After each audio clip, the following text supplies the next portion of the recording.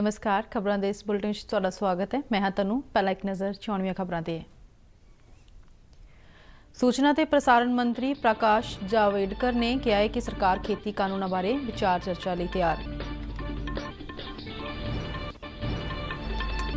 केंद्रीय मंत्री स्मृति ईरानी बठिंडा ते फरीदकोट जिलों के किसानों ते आड़ती आगुआं नाल वीडियो कॉन्फ्रेंसिंग राहीं चर्चा करनगे। वर्चुअल प्रेस कॉन्फ्रेंस दौरान पत्रकारों के सवालों के भी जवाब देंगे।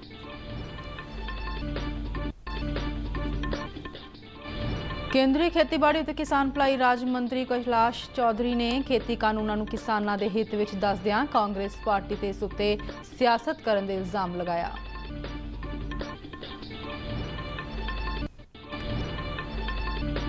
केंद्रीय फूड प्रोसैसिंग उद्योग मंत्री नरेंद्र सिंह तोमर ने कहा है कि नोटिफाइड सब्जियां ते फलों की पैदावार करने वाले किसानों नूं बाजार विच घट मुल मिलन ते फल ते सब्जियां दे भंडारण ते ढोआ ढुआई ते 50% सबसिडी दी जाएगी।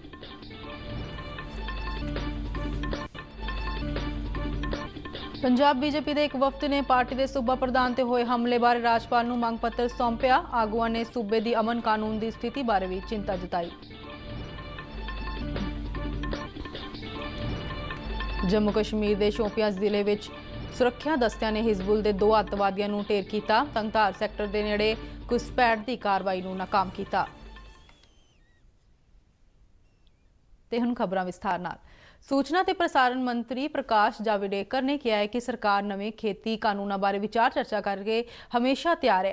केंद्रीय मंत्री ने नवी दिल्ली में पत्रकारों नाल गलबात करदे कहा है कि रक्षा मंत्री राजनाथ सिंह और खेतीबाड़ी ते किसान भलाई मंत्री नरेंद्र सिंह तोमर पहला ही किसान जथेबंदियों नाल वख-वख मुद्दों ते कई बार मीटिंगां कर चुके हैं। केंद्रीय मंत्री ने कहा है कि जे होर गलबात लोड़ींदी है तो सरकार के दरवाजे हुण भी खुले ने। उन्होंने कहा कि खेती कानूनों बारे किसानों के मनां दे भुलेखिआं ते खदशिआं नूं दूर करने लई सरकार हर संभव उपराला कर रही है। केंद्रीय मंत्री ने कहा है कि उन्होंने ध्यान में उन्होंने दस्सिया गया है कि पंजाब और हरियाणा समेत कई होरना सूबों के किसान खेती कानूनों का इसलिए विरोध कर रहे हैं क्यों जो उन्होंने अजिहा लगता है कि फसलों की खरीद आने वाले समय में कारपोरेटरों के हत्थों में होगी और घट्टो घट समर्थन मुल खत्म हो जाएगा। केंद्रीय मंत्री ने कहा है कि प्रधानमंत्री नरेंद्र मोदी पहला ही कई बार किसान भाईचारे को भरोसा दिवा चुके हैं कि देश में घट्टो घट समर्थन मुल ते खरीद इसी तरह जारी रहेगी। कॉन्ट्रैक्ट खेती बारे उन्होंने स्पष्ट किया कि इस तहत कंपनी और किसान विचाले सिर्फ फसल का सौदा होंदा है, जमीन का नहीं। अज केंद्रीय कपड़ा ते महिला ते बाल विकास मंत्री स्मृति ईरानी बठिंडा और फरीदकोट जिलों के आड़ती आगुआं ते किसानां नाल वीडियो कॉन्फ्रेंसिंग राही चर्चा करनगे और पत्रकारों वालों पूछे जाने वाले सवालों का जवाब भी देंगे। केंद्र सरकार वालों खेती कानूनों नूं लैके पैदा किए गए भरम भुलेखिआं नूं दूर करन लई 20 अक्तूबर तक पंजाब के वक्खो वक्खरे शहरों में केंद्रीय मंत्रियों की अगुवाई हेठ प्रैस कॉन्फ्रेंसां कीतियां जा रही ने। इस दे नाल वक्ख-वक्ख जिलों के किसानां आड़ती आगुआं ते खेती माहरां नाल वर्चुअल राबता कायम करके उन्हां दे खदशे दूर करन ते कानून नाल जुड़े सवालों के जवाब दिते जा रहे हैं। इसी लड़ी तहत केंद्रीय खेतीबाड़ी और किसान भलाई राज मंत्री कैलाश चौधरी ने संगरूर के पत्रकारों नाल वीडियो कॉन्फ्रेंसिंग राही गलबात की। उन्होंने स्पष्ट किया कि नवे खेती कानूनों तहत किसान की सिर्फ फसल का ही सौदा होगा, उसकी जमीन का नहीं। 1955 में खेती संबंधी बनाए गए कानूनों का जिक्र करते उन्होंने कहा कि इस कानून में सुधार लई इसलिए किया गया है क्यों जो उस वेले देश में जिन्हां वस्तां की घाट सी वो हुण दूजे देशों नूं बरामद कीतियां जा रही ने। उन्होंने कहा है कि प्रधानमंत्री नरेंद्र मोदी आप कई बार किसान भाईचारे के लोगों को भरोसा दिवा चुके हैं कि देश में घट्टो घट समर्थन मुल ते खरीद जारी रहेगी। उन्होंने स्पष्ट किया है कि नवे खेती कानूनों में MSP नूं खत्म किए जाने बारे कोई जिक्र नहीं किया गया।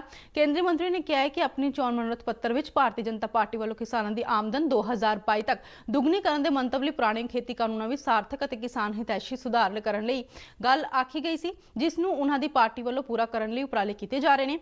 लॉकडाउन का जिक्र करते उन्होंने कहा कि केंद्र सरकार के उपराले सदका सिर्फ खेती खेतर ही एक अजिहा किया रहा है जिस उत्ते दुनिया भर विच फैली इस महामारी के दौर में भी कोई माड़ा असर नहीं देखने को मिला। पंजाब के किसान हो चाहे देश के किसी जगह के किसान हो, अब किसानों को मंडी पर जो खरीद होती है वो MSP पर खरीद निरंतर जारी रहेगी और उसके बाद जो अनाज बचेगा उस अनाज को मंडी के अंदर बेचे या मंडी परिधि के बाहर बेचे। मैं सोचता हूँ किसान के इसमें कोई ऐसी चीज़ नहीं है कि जो किसान के अहित की है। किसान को सिर्फ आज़ादी मिली है और मंडी के बाहर अगर उसको अच्छी रेट मिले तो क्यों नहीं बेच सकता, और मंडी परिधि के अंदर अगर उसको अच्छी रेट मिले तो क्यों नहीं बेच सकता। तो ये स्वतंत्रता दी गई। मैं सोचता हूँ इसमें ज़्यादा मुझे नहीं लगता कि एक बिल बनाए वो किसान के हित का बनाए, और इसमें मैं तो ये कहता हूँ कि ये जो किसान है, किसानों का बिल है, इससे आने वाले टाइम के अंदर जब ये समय आएगा, जब वास्तव में 1 साल बाद में इसका पता चलेगा कि वास्तव में किसानों को कितना बड़ा काम उस समय हुआ जब हम थे। ਮਗਰੋਂ ਉਹਨਾਂ ਸੰਗਰੂਰ ਅਤੇ ਬਰਨਾਲਾ ਜ਼ਿਲ੍ਹਿਆਂ ਦੇ ਕਿਸਾਨਾਂ ਨਾਲ ਖੇਤੀ ਬਿੱਲਾਂ ਬਾਰੇ ਚਰਚਾ ਵੀ ਕੀਤੀ। ਉਹਨਾਂ ਬਿੱਲ ਸੰਬੰਧੀ ਕਿਸਾਨਾਂ ਦੇ ਵੱਖੋ ਵੱਖਰੇ ਖਦਸ਼ਿਆਂ ਦਾ ਵੀ ਨਿਪਟਾਰਾ ਕਰਨ ਦਾ ਯਤਨ ਕੀਤਾ। ਇਸ ਦੌਰਾਨ ਉਹਨਾਂ ਕਿਸਾਨਾਂ ਦੀ ਆਮਦਨ ਵਧਾਉਣ ਲਈ ਕੇਂਦਰ ਸਰਕਾਰ ਵੱਲੋਂ ਕੀਤੇ ਜਾ ਰਹੇ ਵੱਖ-ਵੱਖ ਉਪਰਾਲਿਆਂ ਤੇ ਕਿਸਾਨਾਂ ਦੀ ਭਲਾਈ ਲਈ ਸ਼ੁਰੂ ਕੀਤੀਆਂ ਗਈਆਂ ਸਕੀਮਾਂ ਬਾਰੇ ਵੀ ਜਾਣਕਾਰੀ ਸਾਂਝੀ ਕੀਤੀ। ਉਹਨਾਂ ਨੇ ਕਿਹਾ ਕਿ ਉਹ ਆਪ ਇੱਕ ਕਿਸਾਨ ਪਰਿਵਾਰ ਨਾਲ ਸੰਬੰਧ ਰੱਖਦੇ ਨੇ ਅਤੇ ਛੋਟੇ ਹੁੰਦਿਆਂ ਤੋਂ ਹੀ ਖੇਤਾਂ ਵਿੱਚ ਹੱਥੀਂ ਕੰਮ ਕਰਦੇ ਰਹੇ ਨੇ। ਉਹਨਾਂ ਕਾਂਗਰਸ ਸਮੇਤ ਹੋਰਨਾਂ ਪਾਰਟੀਆਂ ਤੇ ਕਿਸਾਨਾਂ ਨੂੰ ਗੁੰਮਰਾਹ ਕਰਨ ਦੇ ਦੋਸ਼ ਵੀ ਲਾਇਆ। ਸੰਗਰੂਰ ਵਿੱਚ ਮੌਜੂਦ ਕਿਸਾਨਾਂ ਨਾਲ ਕੇਂਦਰੀ ਖੇਤੀਬਾੜੀ ਦੇ ਕਿਸਾਨ ਭਲਾਈ ਰਾਜ ਮੰਤਰੀ ਕੈਲਾਸ਼ ਚੌਧਰੀ ਨਾਲ ਵਰਚੁਅਲ ਗੱਲਬਾਤ ਮਗਰੋਂ ਕਿਸਾਨਾਂ ਦੇ ਕਈ ਤਰ੍ਹਾਂ ਦੇ ਸ਼ੰਕੇ ਦੂਰ ਹੋਏ। ਇਸ ਮੀਟਿੰਗ ਵਿੱਚ ਹਿੱਸਾ ਲੈਣ ਵਾਲੇ ਕਿਸਾਨਾਂ ਨੇ MSP ਅਤੇ ਮੰਡੀਆਂ ਖਤਮ ਕੀਤੇ ਜਾਣ ਬਾਰੇ ਉਹਨਾਂ ਦੇ ਖਦਸ਼ਿਆਂ ਦੇ ਸਪਸ਼ਟੀਕਰਨ ਤੇ ਤਸੱਲੀ ਪ੍ਰਗਟ ਕੀਤੀ। ਪ੍ਰਸਾਰ ਭਾਰਤੀ ਦੇ ਸੰਗਰੂਰ ਸਥਿਤ ਨੁਮਾਇੰਦੇ ਦੇ ਪਿੰਡ ਰਟੋਲਾ, ਟਿੱਬਾ ਅਤੇ ਛੰਨਾ ਦੇ ਕਿਸਾਨਾਂ ਨਾਲ ਗੱਲਬਾਤ ਕੀਤੀ। ਉਹਦੇ ਬਾਰੇ ਸ਼ੰਕਾ ਦੂਰ ਹੋਈ ਹੈ ਵੀ ਇਹ ਕਿਸਾਨ ਵਿਰੋਧੀ ਬਿਲਕੁਲ ਨਹੀਂ ਹੈ, ਕਿਸਾਨਾਂ ਦੇ ਫਾਇਦੇ ਲਈ ਹੀ ਹੈ। ਪਹਿਲਾਂ ਸਾਡੇ ਮਨ ਦੇ ਵਿੱਚ ਭਰਮ ਭੁਲੇਖੇ ਸਨ ਕਿ ਕਿਸਾਨਾਂ ਦੇ ਇਹ ਬਿੱਲ ਘਾਟੇ ਵਾਲਾ ਹੈ, ਪਰ ਨਹੀਂ। ਅੱਜ ਸਾਨੂੰ ਮੰਤਰੀ ਸਾਹਿਬ ਨਾਲ ਗੱਲ ਕਰਕੇ ਪਤਾ ਲੱਗਿਆ ਕਿ ਇਹ ਕਿਸਾਨਾਂ ਦੇ ਫਾਇਦੇ ਲਈ ਹੈ। ਕਿ ਜੋ ਬਿੱਲਾਂ ਦੇ ਵਿੱਚ ਪ੍ਰਚਾਰਿਆ ਜਾ ਰਿਹਾ ਹੈ ਇਹੋ ਜੀ ਕੋਈ ਗੱਲ ਨਹੀਂ। ਕਿਸਾਨ ਨੂੰ ਪੈਰਾਂ ਸਰ ਕਰਨ ਲਈ, ਆਪਣੀ ਨਿਰਭਰਤਾ ਤੇ ਕਰਨ ਲਈ ਇਹ ਬਿੱਲ ਆਰਡੀਨੈਂਸ ਪਾਸ ਕੀਤੇ ਜਾ ਰਹੇ ਹੈ ਤੇ ਅਸੀਂ ਜੋ ਮੰਤਰੀ ਸਾਹਿਬ ਨਾਲ ਗੱਲ ਹੋਈ ਆ ਉਹਨਾਂ ਨਾਲ ਸਹਿਮਤ ਹਾਂ। ਸਾਨੂੰ ਲੱਗਿਆ ਕਿ ਕਿਸਾਨਾਂ ਦੀ ਜਿਹੜੀ ਆਮਦਨ ਆ ਦੁੱਗਣੀ ਕਰਨ ਖਾਤਰ ਜੋ ਇਹ ਉਪਰਾਲਾ ਕੀਤਾ ਜਾ ਰਿਹਾ ਹੈ ਜਾਇਜ਼ ਆ। ਵੈਸੇ ਚਲੋ ਅਸੀਂ ਜੋ ਆਰਡੀਨੈਂਸ ਉਹ ਪੜ੍ਹਿਆ ਵੀ ਆ, ਪੰਜਾਬੀ ਦੇ ਵਿੱਚ ਲੱਥਾ ਹੋਇਆ ਵਿਆ ਵੀ ਉਹਦੇ ਵਿੱਚ ਸਾਡੇ ਅੰਦਰ ਜੋ ਸ਼ੰਕੇ ਸੀ ਵੀ ਸਾਡੀਆਂ ਜ਼ਮੀਨਾਂ ਹਥਿਆਉਣ ਵਾਲਾ ਸ਼ੰਕਾ ਤੇ ਇਹੋ ਜਿਹੇ ਜਿਹੜੇ ਮਤਲਬ ਹੈਗੇ ਵੀ ਜ਼ਮੀਨਾਂ ਦਾ ਐਗਰੀਮੈਂਟ ਹੋਊਗਾ ਤੇ ਉਹ ਸਾਨੂੰ ਸਾਡੀ ਜਿਹੜੀ ਸੰਤੁਸ਼ਟੀ ਹੋਈ ਆ, ਪਤਾ ਲੱਗਿਆਗਾ ਵੀ ਉਹ ਜਿਹੜੀ ਐਗਰੀਮੈਂਟ ਆ ਉਹਨੇ ਖੇਤੀ ਦਾ ਪੈਦਾਵਾਰ ਦਾ ਕਰਾਉਣਾਗਾ। ਕੰਪਨੀਆਂ ਨੇ, ਵਪਾਰੀਆਂ ਨੇ ਉਹਦੇ ਵਿੱਚ ਵੀ ਜਿਣਸ ਬੀਜਣ ਤੋਂ ਪਹਿਲਾਂ ਰੇਟ ਤੈਅ ਹੋ ਜਾਣੇ ਆ। ਜਿਹੜੇ MSP ਆ ਜਾਂ ਹੋਰ ਚੀਜ਼ਾਂ ਨੇ ਇਹ ਬੰਦ ਹੋਣਗੀਆਂ। ਇਹ ਸੰਤੁਸ਼ਟੀ ਜਦੋਂ ਆਪਾਂ ਇਹਨਾਂ ਕਿਸਾਨਾਂ ਦੀ ਕਰਾ ਦਿਆਂਗੇ, ਮੇਰਾ ਖਿਆਲ ਹੈ ਉਦੋਂ ਪਿੱਛੇ ਕੋਈ ਵੀ ਗੱਲ ਨਹੀਂ ਰਹਿਣੀ। ਸਾਨੂੰ ਇਹਨਾਂ ਕਿਸਾਨਾਂ ਦੀ MSP ਬਾਰੇ ਤੇ ਜਿਹੜੇ ਖੇਤੀ ਦੇ ਬਿੱਲ ਨੇ, ਮੰਡੀ ਬੋਰਡ ਬਾਰੇ ਜਾਂ ਜਿਹੜੀਆਂ ਕੰਪਨੀਆਂ ਦੇ ਨਾਲ ਐਗਰੀਮੈਂਟ ਬਾਰੇ ਨੇ, ਜਿਹੜੇ ਉਹਨਾਂ ਦੇ ਭੁਲੇਖੇ ਜੇ ਆਪਾਂ ਦੂਰ ਕਰਾ ਦਿੰਦੇ ਆ। ਇਹ ਮੇਨ 3 ਮੰਗਾਂ ਨੇ। ਜੇ ਆਪਾਂ ਇਹਨਾਂ ਦੀ ਸੰਤੁਸ਼ਟੀ ਕਰਾ ਦਿਆਂਗੇ ਤਾਂ ਇਹ ਸਾਰਾ ਮਾਮਲਾ ਹੱਲ ਹੋ ਸਕਦਾ। ਕੇਂਦਰੀ ਫੂਡ ਪ੍ਰੋਸੈਸਿੰਗ ਉਦਯੋਗ ਮੰਤਰੀ ਨਰਿੰਦਰ ਸਿੰਘ ਤੋਮਰ ਨੇ ਕਿਹਾ ਹੈ ਕਿ ਨੋਟੀਫਾਈਡ ਸਬਜ਼ੀਆਂ ਤੇ ਫਲਾਂ ਦੀ ਪੈਦਾਵਾਰ ਕਰਨ ਵਾਲੇ ਕਿਸਾਨਾਂ ਨੂੰ ਬਾਜ਼ਾਰ ਵਿੱਚ ਜਿਨਸਾਂ ਦਾ ਘੱਟ ਮੁੱਲ ਮਿਲਣ ਤੇ ਫਲ ਅਤੇ ਸਬਜ਼ੀਆਂ ਦੇ ਭੰਡਾਰਨ ਤੇ ਢੋਆ ਢੁਆਈ ਤੇ 50% ਸਬਸਿਡੀ ਦਿੱਤੀ ਜਾਵੇਗੀ। ਸਬਸਿਡੀ ਲਈ ਯੋਗ ਫਲਾਂ ਵਿੱਚ ਅੰਬ, ਕੇਲਾ, ਅਮਰੂਦ, ਕੀਵੀ, ਲੀਚੀ, ਸੰਤਰਾ, ਕਿੰਨੂ, ਪਪੀਤਾ ਤੇ ਸੇਬ ਵਰਗੇ ਫਲ ਸ਼ਾਮਲ ਨੇ, ਜਦਕਿ ਸਬਜ਼ੀਆਂ ਵਿੱਚ ਗੋਭੀ, ਹਰੀ ਮਿਰਚ, ਮਟਰ, ਫਲੀਆਂ, ਬੈਂਗਣ, ਸ਼ਿਮਲਾ ਮਿਰਚ, ਪਿਆਜ਼, ਟਮਾਟਰ ਅਤੇ ਆਲੂ ਵਰਗੀਆਂ ਕਈ ਸਬਜ਼ੀਆਂ ਸ਼ਾਮਲ ਨੇ। ਨਵੀਂ ਦਿੱਲੀ 'ਚ ਜਾਣਕਾਰੀ ਦਿੰਦਿਆਂ ਤੋਮਰ ਨੇ ਕਿਹਾ ਕਿ ਕਿਸਾਨਾਂ ਸਮੇਤ ਜੇ ਕੋਈ ਹੋਰ ਵਿਅਕਤੀ ਵੀ ਕਿਸਾਨ ਰੇਲ ਗੱਡੀਆਂ ਰਾਹੀਂ ਫਸਲਾਂ ਤੇ ਸਬਜ਼ੀਆਂ ਦੀ ਢੋਆ ਢੁਆਈ ਦੀ ਇੱਛਾ ਰੱਖਦਾ ਹੈ ਤਾਂ ਦੱਸੀਆਂ ਗਈਆਂ ਸਬਜ਼ੀਆਂ ਤੇ ਫਲਾਂ ਦੀ ਢੋਆ ਢੁਆਈ ਤੇ ਸਿਰਫ 50% ਦੇ ਰੇਲ ਕਿਰਾਇਆ ਲਿਆ ਜਾਵੇਗਾ, ਜਦਕਿ ਬਾਕੀ ਦਾ 50% ਸਬਸਿਡੀ ਦੇ ਤੌਰ ਤੇ ਮਾਫ ਹੋਵੇਗਾ। ਉਹਨਾਂ ਨੇ ਦੱਸਿਆ ਕਿ ਇਹ ਸਬਸਿਡੀ ਆਪਰੇਸ਼ਨ ਗ੍ਰੀਨਸ ਤਹਿਤ ਦਿੱਤੀ ਜਾਵੇਗੀ, ਜਿਹੜਾ ਆਤਮ ਨਿਰਭਰ ਭਾਰਤ ਵੱਲ ਇੱਕ ਹੋਰ ਕਦਮ ਹੈ।